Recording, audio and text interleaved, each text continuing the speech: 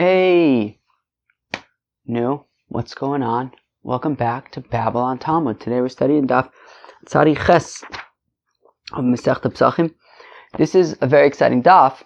Well, almost as exciting as tomorrow's Daf, in a certain sense, because this is the second to last Daf of Pesachim, in the sense that apparently, I'm no expert, but apparently Pesachim is broken into two books, two parts. There's Pesach Rishon, which I think was the first 4 prakim, up to Tamid Nishchat. And then with Tamid Nishchat, we get up to Pesach Sheni. And then there's Arvei Pesachim at the end. So, after, this is the second to last stuff before we kind of wrap up book 2 of Masechta Pesachim. So it's super cool. We're kind of closing in on the, on all the Kodshim sugyas. That doesn't mean that the Gemara is planning on letting up at all. This is a very Kodshimi kind of day. But it's exciting times here at Babylon Talmud, and we're going to learn this stuff together. We talk about more like dichui kind of things, yirachi stove kind of stuff. What happens if you set aside a Korban pesach and then you kick the can, lemaise, you pass away? What do? And talk about korbanos that get mixed together with other korbanos, and then we have basically almost the entire Amud Beis is just one big Mishnah, also dealing with korbans that get lost and stuff. So here we go. Daf Tzadi Zayin Amud Beis, 3 lines from the bottom at the Mishnah. Mafresh nekeva lepischo o zocher ben shtei.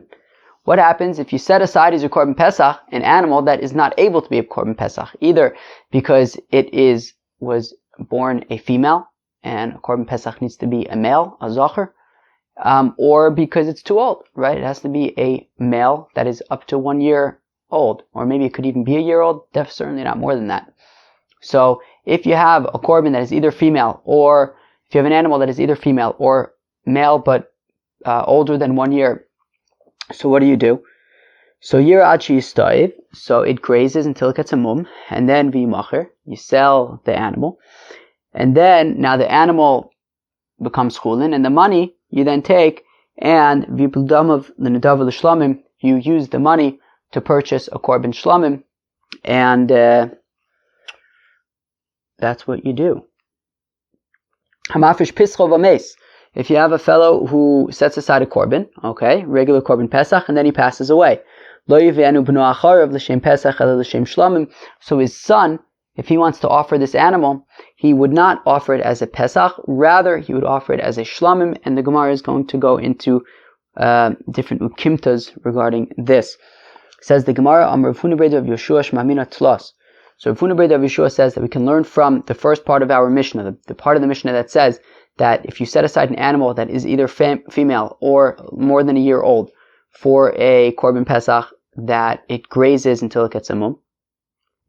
So Rav Huna bar Rav Yeshua says we can learn from this 3 things. Number 1, shmamina bai lechaim nidchin. So we see that even an animal that is alive can be pushed off. We're going to see later on that Reb Shimon's opinion is that no, when an animal is alive, it can't be nidche, can't be pushed off, right? Meaning we saw this concept of being pushed off the other day, right? When if you have an animal that gets lost and then you set aside a replacement, and then you slaughter and then you find the original one, and then you slaughter the replacement even once you found the original one. So it's kilo you pushed off the original one by not slaughtering it and slaughtering the replacement instead, and now it has to graze. So here also, so we see that if you set aside an animal that is unable to be a Korban Pesach, whether because it's female or because it's more than a year old, so then even though it's alive, it can still have this status of dichui. Okay, fine. Mishmamina dichui meikar avidichui. We also learn out that pushing off something meaning from the outset, is still considered dichui. Kilu, this thing never even had a chance to be a Korban Pesach, right? You set aside a female sheep as a Korban Pesach. I mean, it's just meikara from the very beginning. It was just automatically going to become nidche, because you can't set aside a female animal for a Korban Pesach, or if it was more than a year old. So we see that dichui meikara have a dichui. As Rashi points out, lemais it's a machlokas in Masechta Sukkah, in the parak of Lulav Agazal. I believe it's regarding Hadassim. We'll get there soon enough. And finally, ushmamina yesh dichui b'damim, that there could be dichui even when it comes to kedushas damim. This concept has come up a few times, not in too much depth, more in passing, I think. But the distinction between kedushas aguf versus kedushas damim, when it comes to kodshim, that kedushas aguf is sort of like a higher level of kedusha. It's more all-encompassing, whereas kedushas damim is sort of more like an entry-level kedusha when it comes to korbanis. And we're saying that even though this animal was only kedushas damim, all you had done was set it aside. You hadn't actually like slaughtered it or anything like that. And nonetheless, it is what? It could already have dichui. Okay, it could already be pushed off. Fine. We said that if a fellow sets aside a korban pesach and then passes away, so his son should not offer it as a korban pesach, rather he should offer it as a shlamim. So, Tana Rabbanim, we learn in a braysa, amafish es pischo v'meis. If you have a fellow who sets aside a korban pesach and then he passes away, in beno memuna imo, so if his son, now this braysa is basically what we're going to be discussing now until we get to the next Mishnah towards the bottom of the Amud, right? So this braysa is saying that if you have a fellow who set aside a korban for it to be a korban pesach and then he dies, so in beno memuna imo, so well, if his son was going to be eating the korban, partaking in the same korban pesach, well, then yivienu l'shum pesach. Well, then his son brings it as a korban pesach. Okay.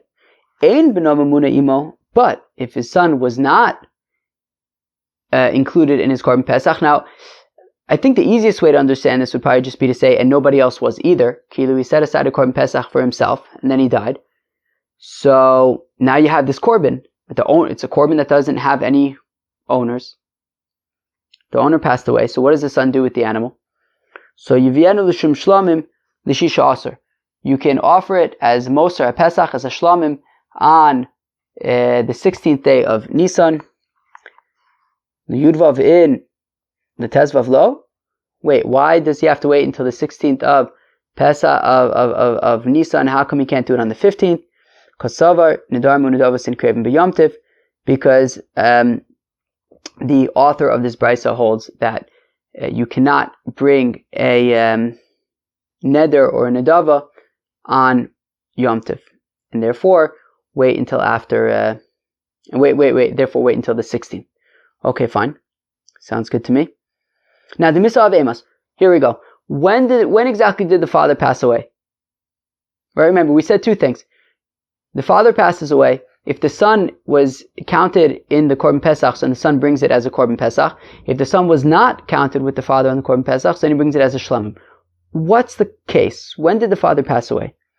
Okay, so if we're saying that he passed away on Erev Pesach, before Chatzos, okay, fine. So Beno Mimuna Imo Yivenu L'Shum Pesach, so he said, well, if the son was counted in the Korban Pesach with the father, so then the son will bring the animal as a korban pesach. But that doesn't make any sense. The Zman Shchitas Pesach starts at Chatzos. Now, if we're saying that the father passed away before Chatzos, that means that he passed away before the time of Shchitas Korban Pesach kicked in, which means that the son was already an onen by the time that slaughtering of the Korban Pesach, the time kicked in. Now, we learned recently that an onen, you don't slaughter a Korban Pesach for an onen alone.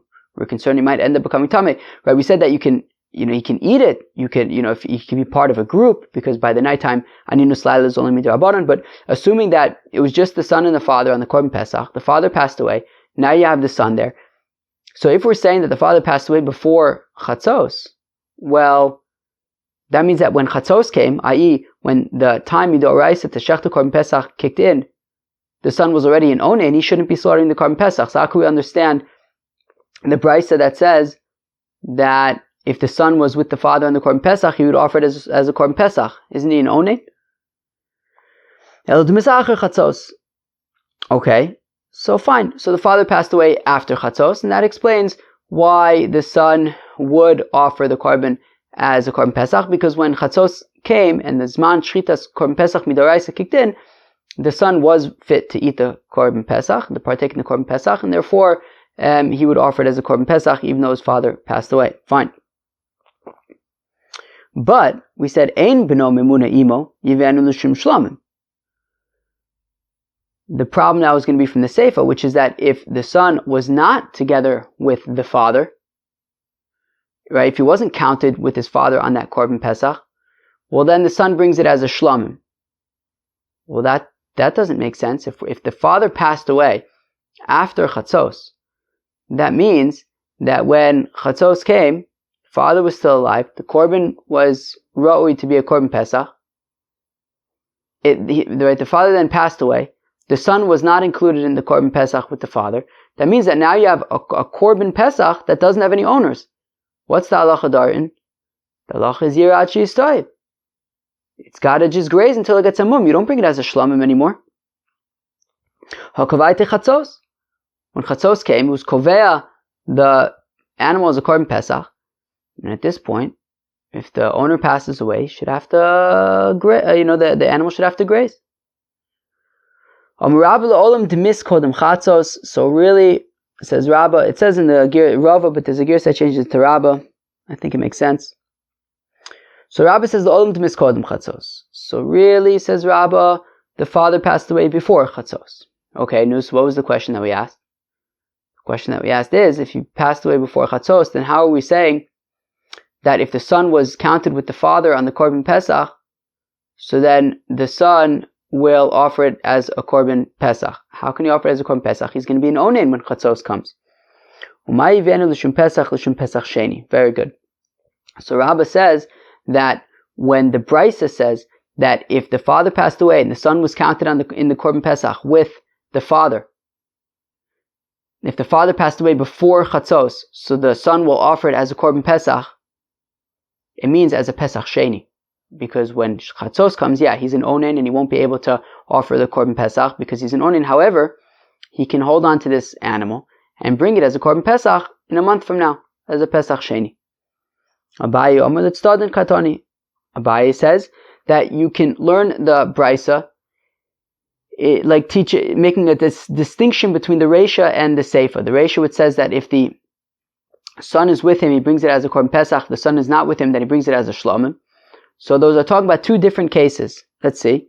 Meis acher chatzos. So if the father passed away after chatzos, so then b'no memuna imo, if the son was counted with his father in the Korban Pesach, which means that when chatzos came, he was not yet in onen, because his father had not yet passed away yet.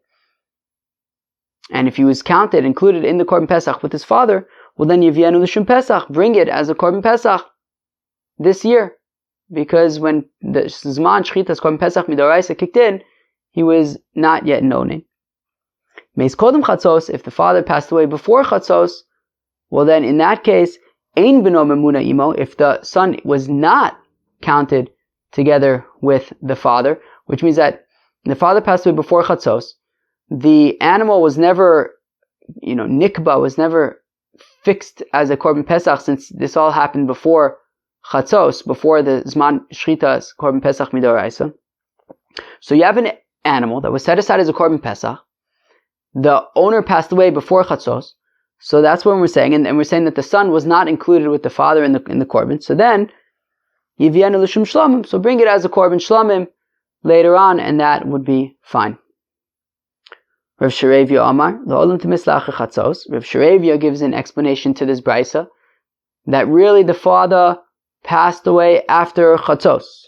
Okay, fine. So if he passed away after chatzos, but when chatzos came, the father things were not looking good. He was on his deathbed. And as Rashi points out, that there's a Gemara in Shavuos which says that, rov gosis in the misa, that most people who are mamish at a certain point in their illness, they're going to die. And therefore, so yes, technically the father passed away after chatzos, but before chatzos, it was not looking good. And therefore, if we go back to this brisa, what did the brisa say? We say that if the son was together with the father in the Korban Pesach, so you can bring it as a Korban Pesach, because, well, the fact of the matter is that he passed away after chatzos, and therefore, when chatzos came, the son was not yet in onen, and he had and he could offer So he has this Pesach that he was included in, and the chiyuv of Korban Pesach kicked in. He was not yet an onin, so he brings it as a Korban Pesach. We said that if the son was not together with the father on the Korban Pesach, so he'd bring it as a shlamim, but wasn't a nikba, right? When Chatzos came, the father was still alive.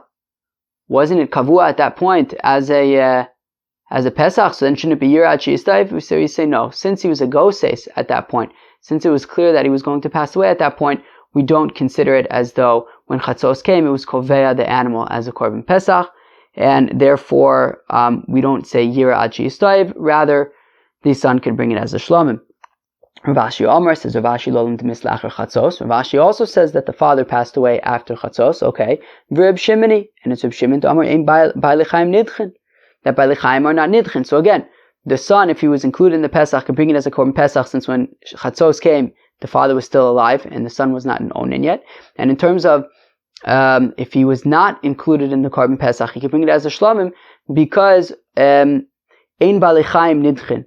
Right, and therefore, meaning the reason to say that it should be Yirad She'istayv would be that if Chatzos came and the father was still alive, so then it would be, nikba, fixed, set up as a Pesach, and therefore, when the father passes away, it now becomes nidche, pushed off from being a Pesach because now it has no owners. But says Reb Shimon, ein Baalei Chaim nidchen anyways, and therefore we don't say Yirad She'istayv, and it can just be considered Mosar Pesach, and you can bring it as a shlamim. Ravina Amar, Kigun Shefrisho, Achar Chatzos, V'Mesu Ba'alim Achar Chatzos, V'Kosar Chatzos Kava. Ravina gives the final answer, which is that it's talking about where the father had only set aside the Korban Pesach in the first place after Chatzos, and also died after Chatzos, very busy after Chatzos. So in that case, again, if the son was together with the father on it. So since when Chatzos came, when Shchitas Korban Pesach came, he wasn't yet an onin, so he could offer it as a Korban Pesach. And if the son was not with his father on the Korban Pesach, he could offer it as a shlamim, since we don't, it's not like when Chatzos came, it made this animal into a Korban Pesach, since it wasn't yet set aside as a Korban Pesach yet. So therefore, you could offer it as a shlamim. We don't say Yirad She'istayv. Well, let's go weiter. Nu Mishnah Pesach shenis arv bezvachim kulon Yiru ad She'istayvu v'yimach v'yavi d'mei yafish. All right, let's do that again. HaPesach shenis arv bezvachim kulon bezvachim. Period. So if you have a Korban Pesach that got mixed together with other korbanos, Rashi says, for example, if you have a Korban Pesach that gets mixed together with an ashram and an ola. Okay, sounds good to me. So kulan yiru ad she'istayvu. So what do you do? What do you do? Right? Yeah, you have korbanos that they're all mixed up. You don't know what's what. So what you do is you let all of them go to graze. You don't know what's what. You can't offer them as korbanos. You don't know which one is which. So you let them graze until they all get mums. Okay. Now once they all have blemishes, they can't be offered as their respective korbanos. So v'yimachru. So then you sell them. V'yavi b'dmei hayafa shebohen, and then you take from the most expensive one, mimin zeh u'v'dmei hayafa shebohen mimin zeh v'yafsir amos mibeso. So what you do is so let's say the most expensive one was $100. So you buy 3 other animals for $100, and then you offer those as korbanos, and whatever extra money that you had to pay to get the most expensive of each one would come out of your own pocket. Now, what if the Korban Pesach got mixed together with a bechor? Right, a bechor is that the firstborn animal you give to a kohen. Now, so let's say your Korban Pesach got mixed together with the bechor. Okay, so the Korban Pesach and the bechor, interestingly, have the same halachas, basically, in terms of the smicha, like no smicha, and just the blood, and like all of the halachas of the bechor and the Pesach are the same. So therefore, they got mixed together, but at the end of the day, really the halachas would be the same.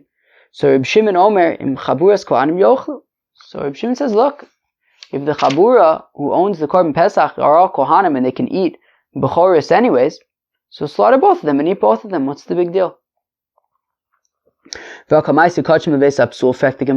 Gemara says, wait, but there's one important point. As we learned the other day when we had that whole group where like the one of them, Lamaisa, had a wart on the Korban, then they all got mixed together, and we were trying to figure out, well, can't there be some way that they could bring the Pesach Sheni?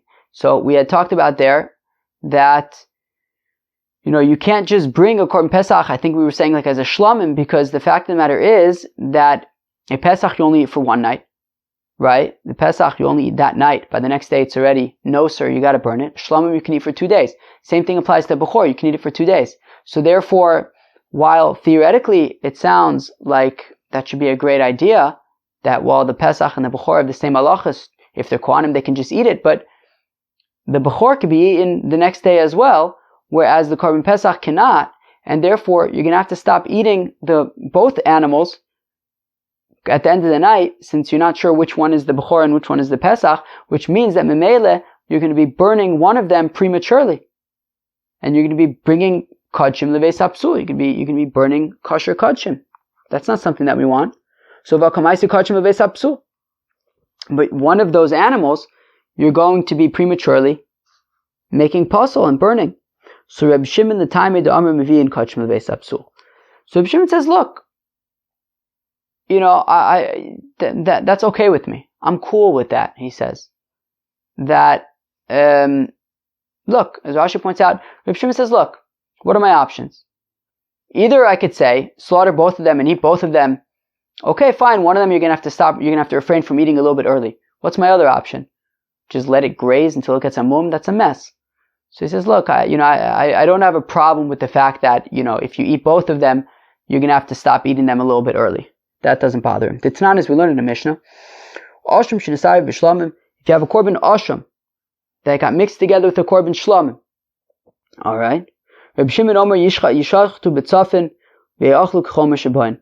So Reb Shimon says, what you do is you just find the lowest common denominator, and you stick to that. So for example, a Korban Ashram needs to be slaughtered in the north of the Hazara, as opposed to a Shlamim that could be slaughtered anywhere in the Hazara. So you have these two animals, they got mixed together. So slaughter both of them in the north of the Hazara. And what's the big deal? If it's the Shlamim, it can be slaughtered anywhere in the Hazara. The Ashram needs to be in the north, so just do it in the north. The Ashram, you can only eat it for 1 day and the following night. Shlamim you can eat for 2 days and the night in between. So only eat it for that day and the following night. Whatever the lowest common denominator is, stick to that so that you can have both korbanos. Amrullah, they said to Reb Shimon, Ein Mevi'in Kodshim Leveis Hapsul. You can't do that, because since the Shlamim you can eat for 2 days and the Ashram you can only eat for 1 day, don't do that, because you're gonna have to stop eating them prematurely. Now, according to the rabbis, if you have a Pesach that gets mixed together with Bechor, so what do they suggest? Because they're concerned about, they don't want you to stop eating a Bechor early. So, Amarava Namtin Lo, Loyan Adshe Yumamu, V'yavu Behema Shmeina, V'lema, Kolecha de Ise Lefesach, Tachol Ole, Dehai, V'achilu B'toras Bechor B'amum. You hear that? So Rava says that what the Chacham would suggest is that in this case what you do is that you take a third animal, a behema shmeina, a fat, like a geschmack third animal, and meaning an animal that's the more the equivalent of the more valuable of either the Bechor or the what was the other thing there? Korban Pesach. And then you bring that one into the mix. And what you do is you say, whichever one is the Korban Pesach, right? And as Rashi points out, because, right, of a Bechor nemabo lo sifta, you can't redeem a Bechor, right? So therefore what you do is, you wait for both the Bechor and the Pesach to get a mum. Okay, now at this point, so you can eat a Bechor that has a mum, that's fine. So you can, the Kohen can eat the Bechor that has a mum. Now the Pesach that has a mum you won't be able to eat, but what you do is, you take a third animal, and then you say, whichever of these original two is the Pesach, I want to transfer its Kedusha onto this third animal. And then, Memela, whichever one was the Pesach, becomes just a regular Korban. And then, this third animal you also slaughter, I guess as a Shlamim, but with all the Chumras of a Bechor. right? To make sure that, or you eat. Well, I guess that you know that the third one is just a shlamim, and I guess that you transferred, but you still don't know which of the original two was the Pesach versus the Bechor. So you eat both of those with the chumras, whatever chumras there are of a Bechor Bamum. And like that, you know that neither one is the Korban Pesach. Whichever one was the Korban Pesach, you know that you made this tonight. Whichever one it is, it's being transferred onto this other Korban. Its holiness is being transferred onto this other Korban. And like that, you basically solve the problem. What could be the problem? You just treat them both as if they were the Bechor, and Memela, you covered all your bases. Alright, sounds good to me. Well, now for the rest of the daf, we have like a long Mishnah. Chabur she'avad pischa. Alright, you have a group and they lost their Korban Pesach. Ve'amru le'echad. So they appointed a volunteer. Tzeyuvakesh v'shchot aleinu. So they all look to one of the people in the group and they say, look, why don't you go look for it? And if you find it, slaughter it and have us in mind. V'halachu matzah, and sure enough, he found it. V'shachat, and he slaughtered it. V'hem lakhu v'shachatu. And interestingly enough, while he was out searching, I guess they got a little bit nervous that maybe he wasn't going to find it. And they went and they also ended up just getting a new Korban Pesach and slaughtering that. Now the interesting thing is that they had told him, slaughter it with us in mind. But then they went ahead and slaughtered their own Korban Pesach, not with him in mind. So if this original fellow managed to find the original Korban Pesach before the rest of the group slaughtered their new one, well then, hu alchum mishalo, be'em ochlin imo mishalo. So then everyone just eats the original one, right? Meaning if the guy managed to find the original Korban Pesach and slaughter it before the rest of the group slaughtered their new one, so then since the rest of the group had told him, if you find it, have us in mind, well then they were all included in the first one when it was found. And therefore, the second one, you can't be counted on two korbanos, on two korban pesach. So therefore, since the original one was slaughtered before the rest of the group found their new one, so by the time they got to their new one, they were already included in the original one that was found. Ve'im shelo nishchat rishon. Now, if they had purchased a new korban pesach and slaughtered that before the other fellow found the original and slaughtered it, well then, hem ochlin mishalohen v'hu ochel mishalo.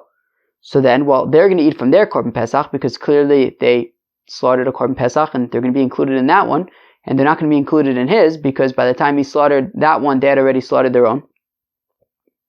But he eats from his own since they didn't have him in mind, and he slaughtered his own korban. So that's that. Him enu yadua ezemen nishchat rishon. Now, if they don't know which one came first, or they both slaughtered at mamash the same time, so memele, he can eat his own korban pesach because they didn't have him in mind, so there's no chance that he was included on the other one, and after all, he slaughtered a korban pesach, so he can eat from that one. They can't eat with him because they're kind of stuck now. They thought they were being smart by getting their own korban pesach, but now they don't know whose was slaughtered first, and they're going to be included whichever one was slaughtered first. If the other guy slaughtered the korban pesach first, well, they had requested to be included in it with him, and if theirs was slaughtered first, well then they would be included in theirs. But since they don't know, they're basically stuck. They do know that they were yotzei chiyuv korban pesach, that's for sure. They just don't know with which one, so therefore they can't eat either one. So so the one that the first guy slaughtered, so he can eat that. There's no problem. I hope he's got an appetite. But these other people are stuck because they don't know which one is theirs.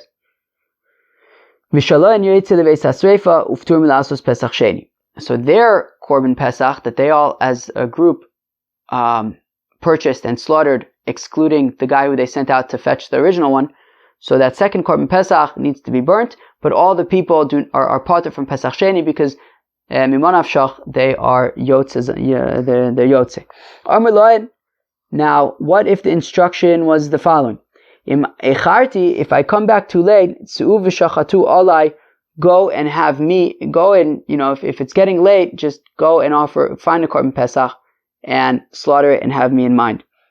Now, they did not say the opposite in this case, right? They did not suggest to him that if he finds the Korban Pesach to have them in mind. No. So there's no chance that they're going to be included in the Korban Pesach that this fellow finds if he finds it. Now, he said to them, though, that if I don't find it, if I'm coming back late, so then I would like you to have me in mind. So now, so if he succeeded in finding the Korban Pesach, and he slaughtered it, and the rest of the group found their own Korban Pesach, meaning they bought a Korban Pesach and slaughtered that. So im sheloy nishchat rishon, so if their Korban Pesach was slaughtered first, and now this fellow had suggested that maybe they would include him in the Korban Pesach, or let's make things clear, we want to assume that he suggested that they should include him in their Korban Pesach, and therefore, so if their Korban Pesach was slaughtered first, he had requested to be included in their Korban Pesach, so therefore everyone eats from the group's Korban Pesach because it was slaughtered first. If his Korban was slaughtered first, well then okay, Seder. So he's going to eat from the Korban Pesach that he slaughtered for himself, and then they are going to eat from their Korban Pesach that they slaughtered for themselves. Beseder. But if we don't know which one was slaughtered first, well then, or they both slaughtered taka at the same time, so then they are definitely going to be able to eat from their Korban Pesach, because they did not request to be included in the other fellow's Korban Pesach if he finds it, so they certainly are going to be able to eat their Korban Pesach, but he's a shtickle stuck. He cannot eat with them since we don't know which one was slaughtered first, and he had requested to be included in theirs when they slaughtered it, and he also then went ahead and slaughtered his own, and we don't know which one was slaughtered first, and he's going to be included in whichever one was slaughtered first, but we don't know which one that was. So therefore he is kind of stuck. So his needs to be burnt because there's nobody who can definitively eat it, but he definitely doesn't need to do Pesach Sheni since he certainly was Yotzei either with his Pesach or with their Pesach. He just doesn't know which one. Therefore he can't eat it, but he's definitely Yotzei. He doesn't have to bring a Pesach Sheni. What if he said to them, hey fellows, include me in your Korban Pesach, and they said to him, hey, if you find the Korban, include us in yours. So then, where am I? Ochlin kulan min harishon. So then everybody will just eat from whichever one was slaughtered first, right? Okay. But if they don't know which one was slaughtered first, well then nobody can eat. Well then nobody can eat the Korban Pesach because everybody had suggested that they would be included in each other's Korban, and we don't know which one was slaughtered first, so everyone's basically stuck. But again, nobody has to do Pesach Sheni because certainly everyone was Yotzei, and whichever one was slaughtered first, we just don't know which one that was. Lo amar lo and v'lo amar lo. If nobody had suggested that they be included in the other one's Korban Pesach, right? The rest of the group said, "Look, we're just going to get our own." He says, "Look, I'm just going to go find it." So then, ein achroin zelazeh. Nobody's responsible for anybody else. He slaughters his Korban Pesach. Great. They slaughter their own Korban Pesach. Also great. And that's that.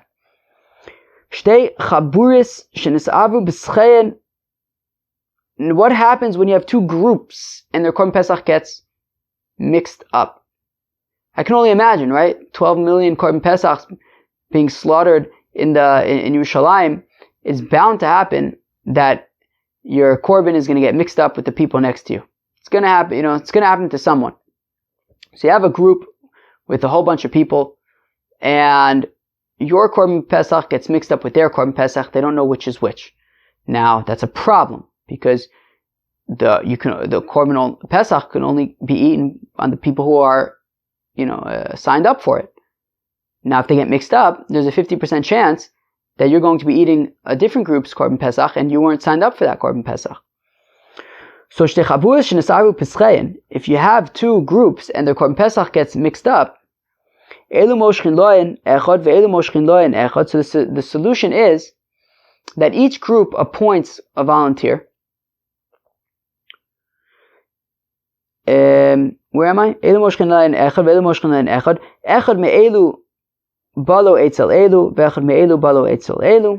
Okay, so then the appointee or the volunteer then goes to the other group. So now, let's say there were 5 people in the group. So now each group now consists of 4 original members and 1 new member. Now, and they say the following: Im shalanu pesach hazeh. And so now, as a newly formed group, they huddle and they say, look, if this dead carcass in front of us is our dead carcass, so then yodecha meshuchos mishelcha v'nimnes al shalanu. If this Korban Pesach in front of us is ours, so then they say to the new member, you are invited, you are now part of our group, and great, right? So now this Korban Pesach, 4 out of the 5 people in the group were original members. There is now a new member, all good. And if this Korban Pesach lying in front of us is not ours, it got mixed up, well, that means that memele, it's yours. You are an original member of this Korban Pesach, so we are going to join you then. Yadeinu meshuchos mishalanu. We are sort of relinquishing our ownership, our membership on our original one. V'nimninu al shalcha, we're going to join you.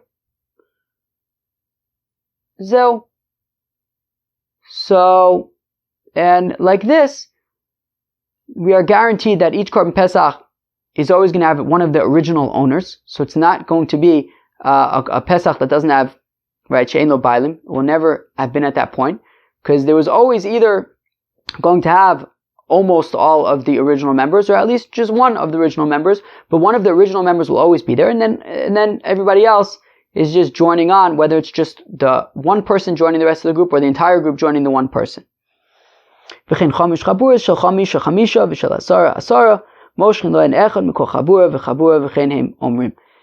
you do the same thing, kilu, if there were 5 groups and 5 Pesachs and they all got mixed up, so then you just appoint one person from each group, then you have like each group consists of 5 people, one from each group. Kilu, this is the mahalech. When you have Korban Pesach that gets mixed up, you just make sure that you set up the odds so that you make sure that there's always going to be an original member, and everybody else then makes conditions that, well, if it's ours, then you're all invited to join with me, and if it's not, then I'm going to join with you.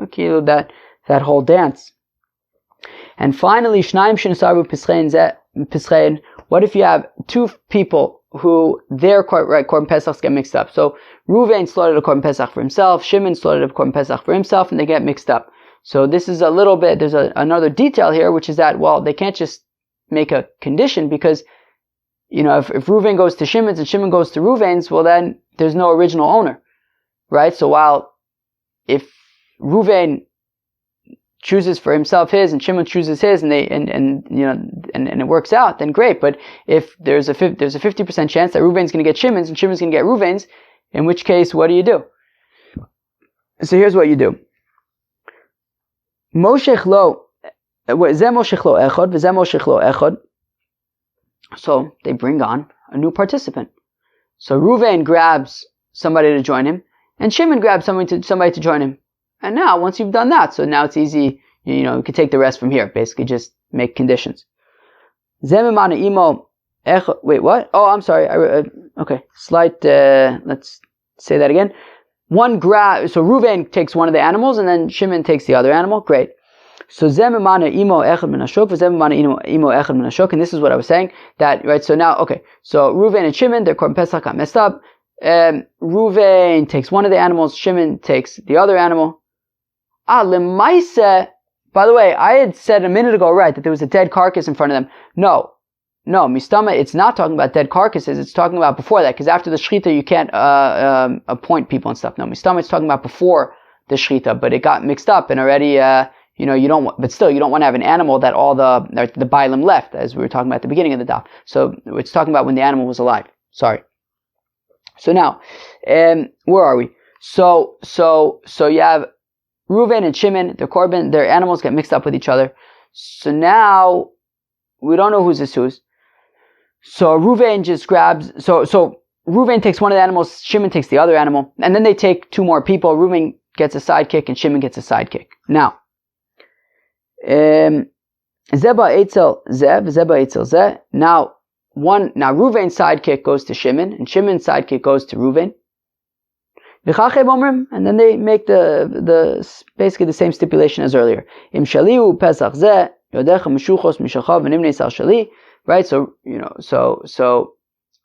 I don't know what I said a minute ago, but basically Reuven goes over to Shimon's Korban, Shimon goes over to Reuven's Korban. Great, and now that they're at their new Korbanis, Reuven says to Shimon's sidekick, who's now his partner, Reuven says, "Hey, if this is my Korban, so then you're invited to eat it with me. If it's yours, well then I'll join you." So, right, im shaliu pesach zeh, if this is my Korban pesach, yodecha meshuchos mishachav v'nimnei sal shali, so then you're invited to join me. You're not going to be on the other one anymore. You're going to be with me. V'im shachahu pesach zeh, and if this pesach is yours, so then yoda meshuchos mishali v'nimnei sal shacha, then I am relinquishing my rights to my Korban, and I'm going to join you on this one. That was daf Tzadiches of Masechta Pesachim, sort of the last full daf of this Kodshim sugyas. Hope you enjoyed it. The daf started out really talking about what happens when a fellow sets aside a Korban Pesach and then passes away. So he said, well, it depends on a whole bunch of factors, but essentially, if he passed away after Chatzos, and the son was counted with him on his Korban Pesach, so then the son will be able to offer the Korban Pesach. If he passed away before Chatzos, so then the son will be able to, if he was not included on the Korban Pesach, then he'll be able to offer it as a Korban Shlamim. If the son was included on the Korban Pesach and he passed away before Chatzos, so then he'll bring it as a Pesach Sheni. And it becomes a little bit more complicated. What happens if the son was not included in the Korban Pesach and he passed away after Chatzos? So then it depends on a whole bunch of things. Either you could say that the Korban was now Nidche, in which case it should have to be Yira Achi Yistoyev, but maybe the father was already a Goses before Chatzos, or maybe it's like Rabbi Shimon, where it can't actually be Nidche. So there are different ukimtas over there in terms of, can you then offer the Korban as a Shlam? We then got to a Mishnah which says that if you have a bunch of if you have a Pesach that gets mixed together with like an Ola and a Shlamim, for example, so then what you do is you wait till they all get a Mum, and then you take the most expensive one and you bring the Korbanos like that. If it's after the Korban Pesach was already supposed to be offered, then you would bring the Pesach as a Shlamim. I don't know if I said Shlamim, you get mixed together with an Ola and an Asham. Right, so now if it was a Mosar Pesach at this point, so you'd bring it as Shlamim. If it was still Korban Pesach, you could bring it as a Pesach. If it gets mixed together with a Bechor, so Reb Shimon says that a Pesach that gets mixed together with a Bechor, just treat them as they are, if they're Kohanim, just slaughter both of them and eat both of them, since the Bechor Lemai says the same halachas as a Korban Pesach. The Chacham, however, disagree, because they would say, look, there's one difference though, which is that a Bechor could be eaten for 2 days, and a Pesach can only be eaten until the second day, cannot be eaten on the second day. So you're going to be maybe Kodshim the Beis Hapsul. So they suggest rather what you should do is you should actually bring another animal into the mix, be Mechalal the Pesach onto that third animal, and then just you eat the Pesach, and you wait for them to get a mum, right? And then you eat the Pesach and you eat the two originals, basically, with the chumras of a Bechor that got a mum. And then we got to this long Mishnah about when you have basically different groups that the Korban Pesach gets lost or mixed up. Nothing too crazy.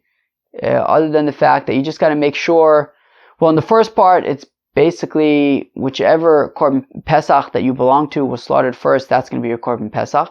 And in the end, when you have like the Korban Pesachs that get mixed up, so you just have to make sure that there's going to be an original owner sticking with the animal. Well, that was Daf Tzadiches. I'll see you all tomorrow for Tzadi Test. Peace out.